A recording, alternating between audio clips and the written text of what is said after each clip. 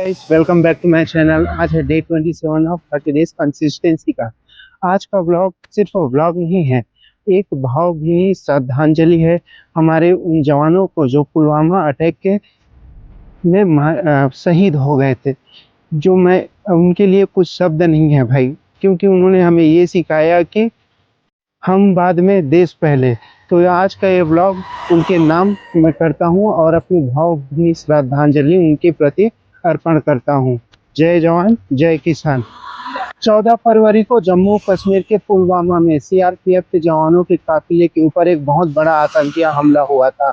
उस हमले में सीआरपीएफ के 40 से ज्यादा जवान शहीद हो गए। उस दिन हर भारतीय रोया था, लेकिन हौसला और मजबूत हुआ था। उन जवानों ने हमें ये सिखाया कि देश पहले, हम बाद में।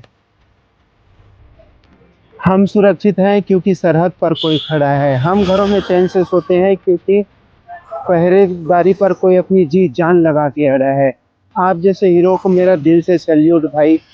जय हिंद आप सभी भाइयों को। सिर्फ सोशल मीडिया पर पोस्ट डालने से नहीं होती, देशभक्ति होती है अपने काम को ईमानदारी से करने पर। अगर तुम स्टूडेंट हो तो अच्छे से पढ़ाई करो।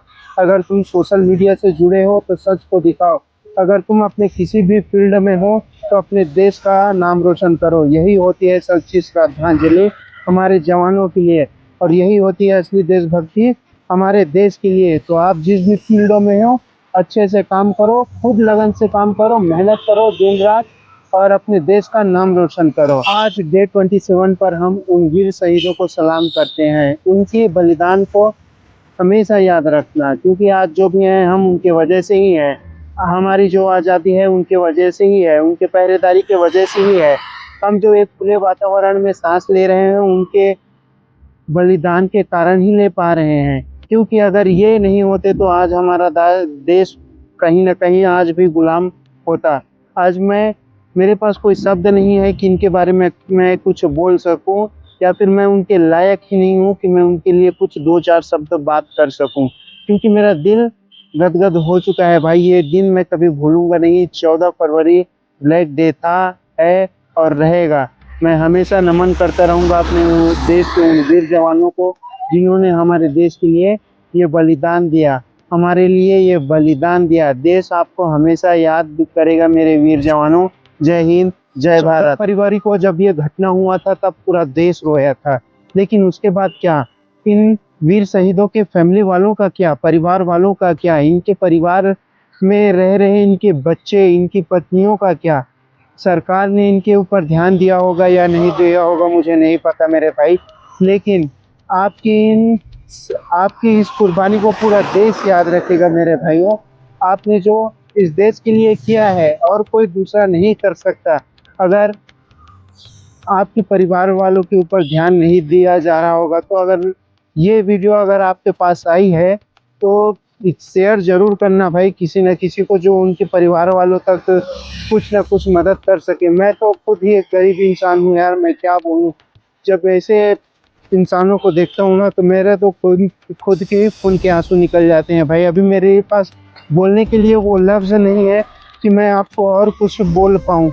मैं क्या करूं कुछ समझ नहीं आता। आपके लिए बोलने के लिए एक शब्द भी नहीं है मेरे पास। 14 फरवरी को जब सभी वैलेंटाइन मना रहे थे तब आप असली प्यार क्या होता है वो साबित कर गए।